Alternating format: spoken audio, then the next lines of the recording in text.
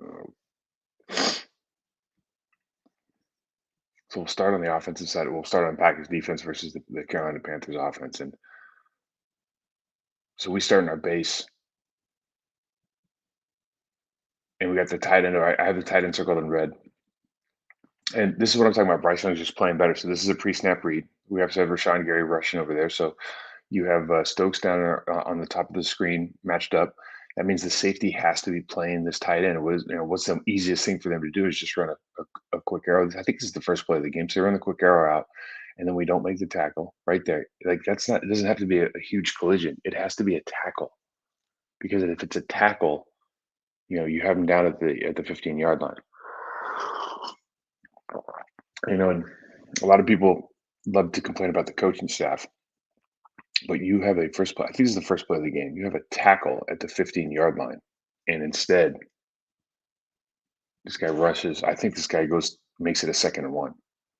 And we ended up getting him down, but he drags out 2nd and 1 for 10. Now you talked about play speed and Quay, and one of the things that I really I'd like to see because Vondre Campbell's out, Quay's in, obviously Isaiah McDuffie's playing, and when you let when you give Quay like a dog rush, like they do here, you really get to see what the ceiling is for this kid. As far as I mean, not a lot of guys just take on a right guard and just flat out beat him with speed like that. And Preston ends up getting half a sack there as well.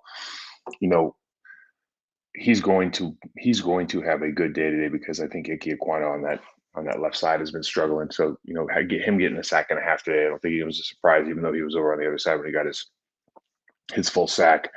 Um, but putting Quay downhill and just, hey, we're rushing B gap, you're going to beat the guard.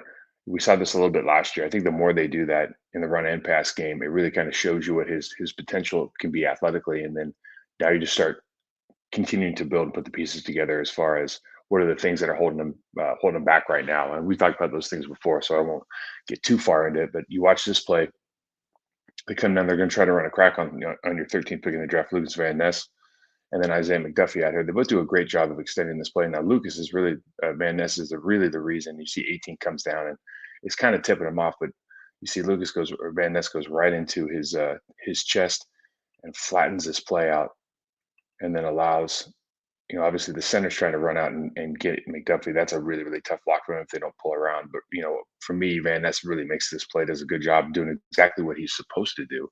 Is just defeating a crack block here. And I think when you look at, last week I was talking about is he worthy of the 13th pick in the draft, and I kind of lifted some guys that had been the 13th picks of prior maybe 6, 7 years and where they're at and what the expectation was.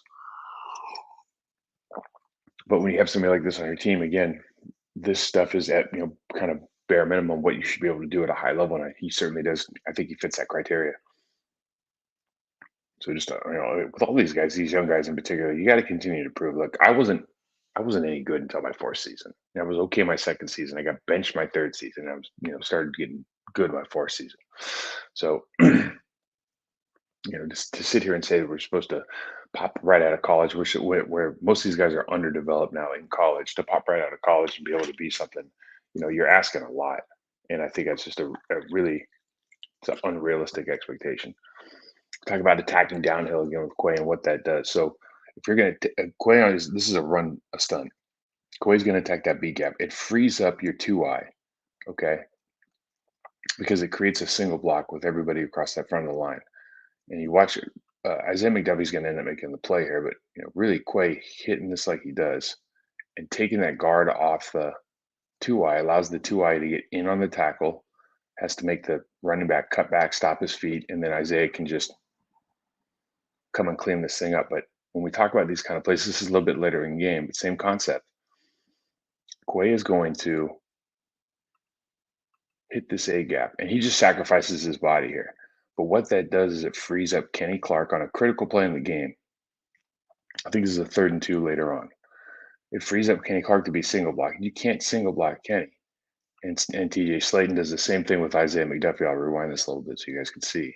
But these are the things I've been talking about for weeks. Now you see Isaiah is going to hit the A gap, and you see Quay is also going to hit it. And what that does is it frees up single blocks with leverage.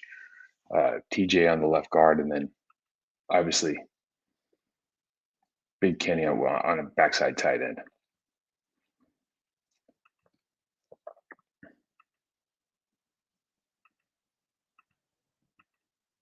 So this is kind of a scheme flaw in this defense.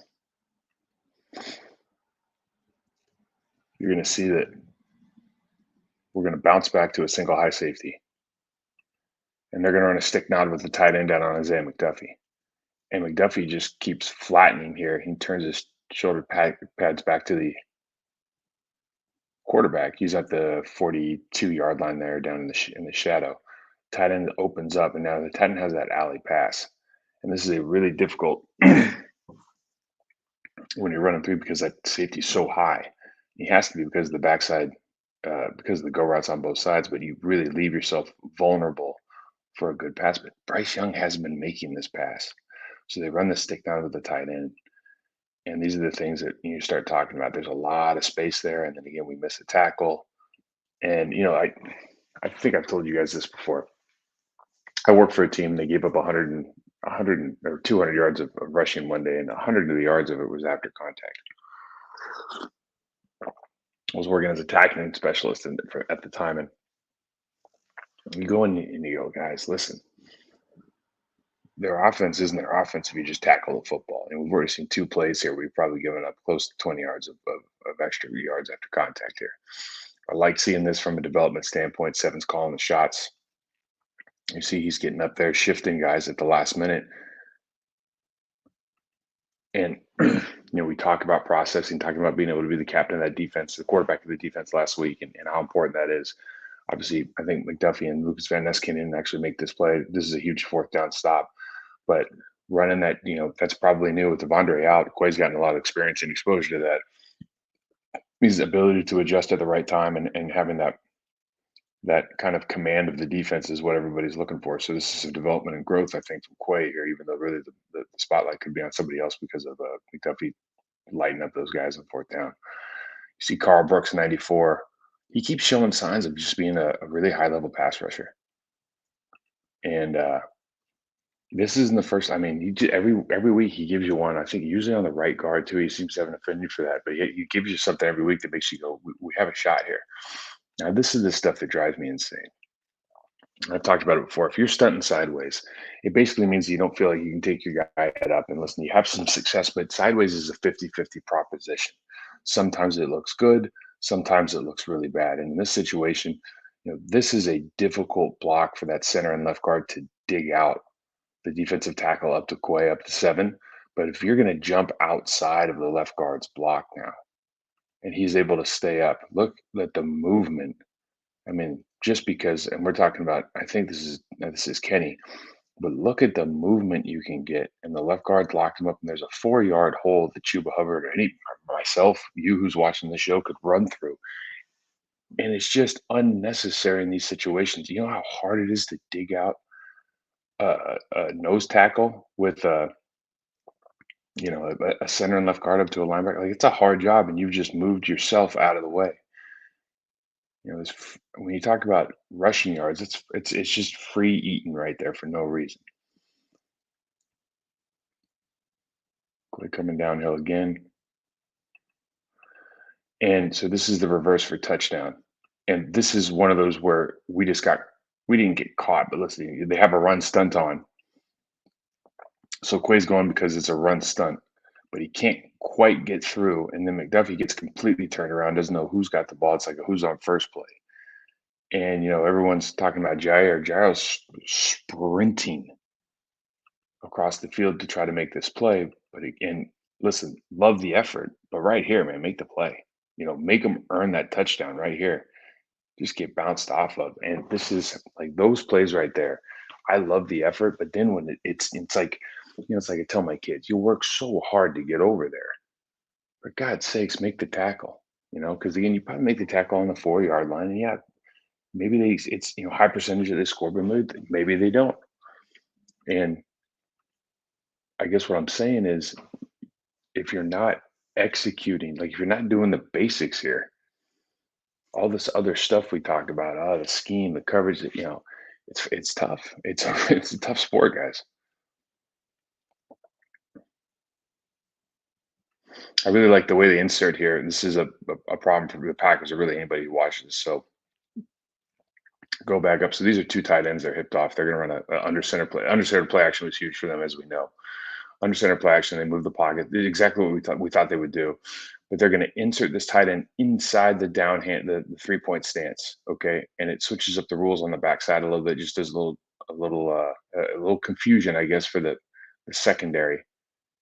And you see Stokes and the safety are staring at this guy, and the safety realizes, I think Zowens realizes late that, oh gosh, we're going to leave the other tight end wide open because they inverted. Now the Packers end up doing that on a touchdown. I'll show a little bit later on, but the responsibilities switch for those defenders depending on who's the outside leverage player, which one of the receivers is outside leverage. So when they insert inside like that, switches the responsibilities. They don't do a good job of communicating. Again, these are free yards because you're tackling, yards after contact, 4 more yards after contact, but this is an easy first down throw and catch. This is not a contested ball at all. Why?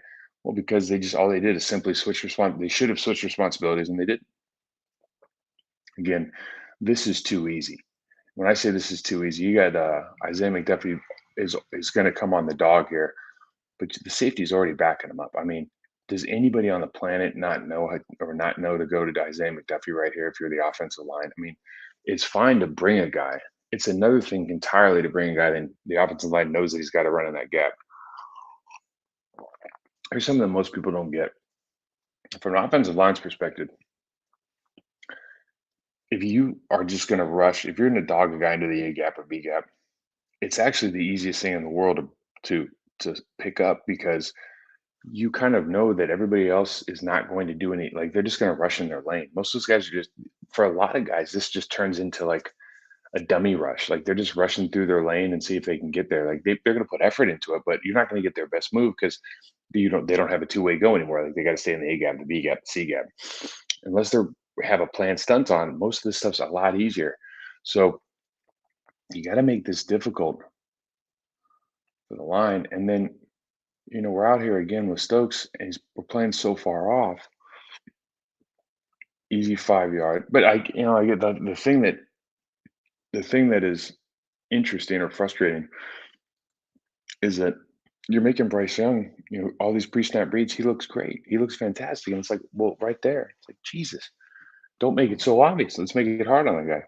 This is an atrocious call. And there was a couple of these in the game. So they run the cross dog with Quay first. Isaiah McDuffie comes around. Look, that's clinic. Okay. And he doesn't take it, he doesn't wrap and take him to the ground. This is a clinic play. That's what you're supposed to do. That's football. That's football, guys.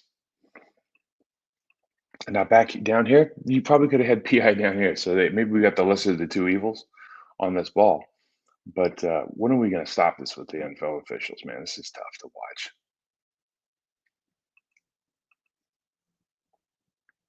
watch.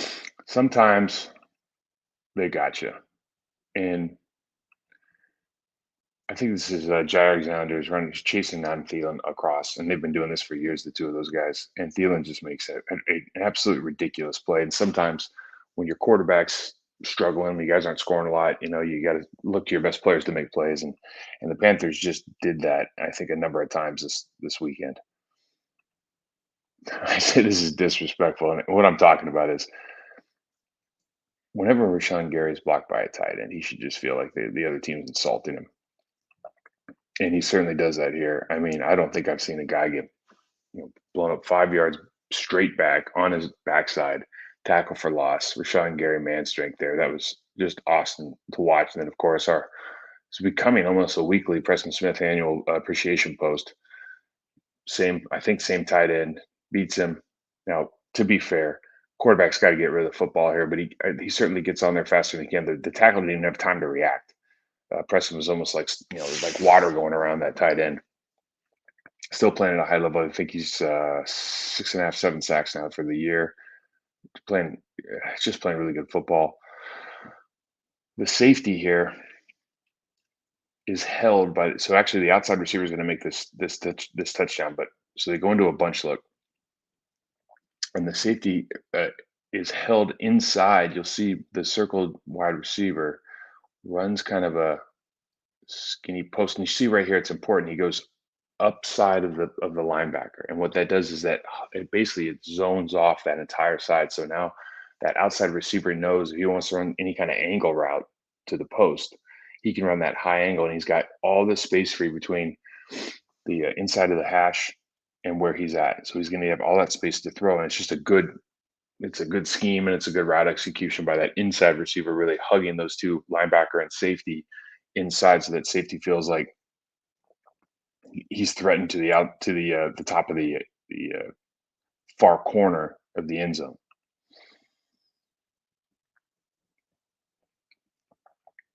We got a empty 3-by-2 on the bottom, and again, you have the safety turning, worrying about the high side post, and just they're really their best receiver. You think the backside guy, you think one of the safeties is told to drive on the dig route here, and that they're not is very confusing. Now you could say that is Quay where he needs to be. I don't think this is a Quay problem. For me, this is a based on the structure of most defenses. Someone has to be able to drive on the dig route, and it's usually the play side safety. It could be the backside. You look at the backside guy seeing this late as well. But one way or another, you can't let the best receiver on the team catch the ball with 15 yards of freedom laterally. We warned you about off schedule plays, and it really Bryce Young, I think this is what he did all day. And you look at the bottom of the screen here, I think this is Bari. It's like, where are you going, man? Like where are you going? Like we make him escape backwards. Don't let him escape with his shoulder pad turn towards the line of scrimmage. He's giving him an exit here to the bottom of the screen. Easy rollout. And I mean, this is if you watch Bryce Young in Alabama, this is what he did all the time. Made a lot of plays this way. It's a great pass. And I mean, that is a elite level throw and catch in the back of the end zone. And this isn't one of those things where I sit there and go, listen, my whole thing is this. If you get beat in man coverage, you get beat in man coverage. And you just gotta live and deal with it. Like if you want to go, if you're man or match and somebody beats you because their route's better than your defense, and the ball's better than your defense, like that Adam Thielen one-handed catch, like you eat those, man. Those happen. But the reason that he got to that point is because the defensive end outside linebacker is rushing up over the top for no reason whatsoever and lets him roll out to the side. So when you watch these plays and somebody's going to talk about, I think that Stokes maybe, oh, he got cooked or whatever. No, he didn't. What happens is he's got to hold that block forever because he's getting rolled out on.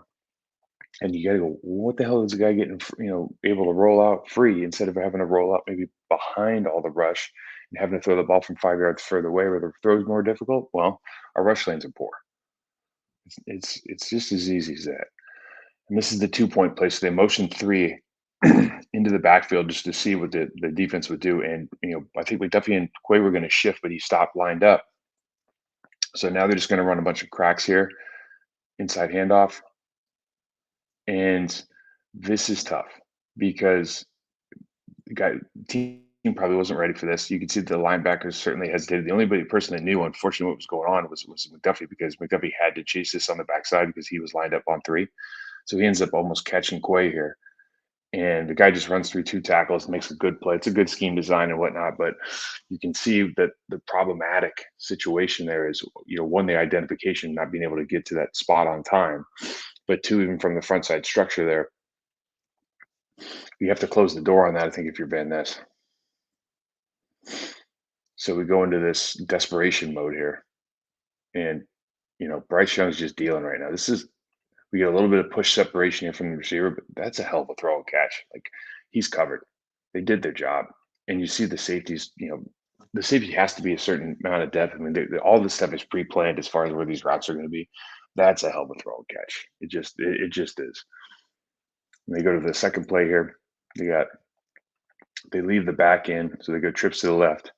They throw it into their best player. Now, this is the one for me.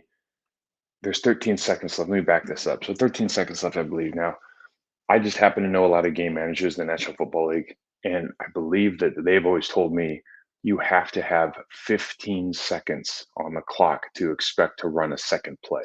In other words, to be able to receive a pass 20 yards downfield, everybody get there and spike the ball.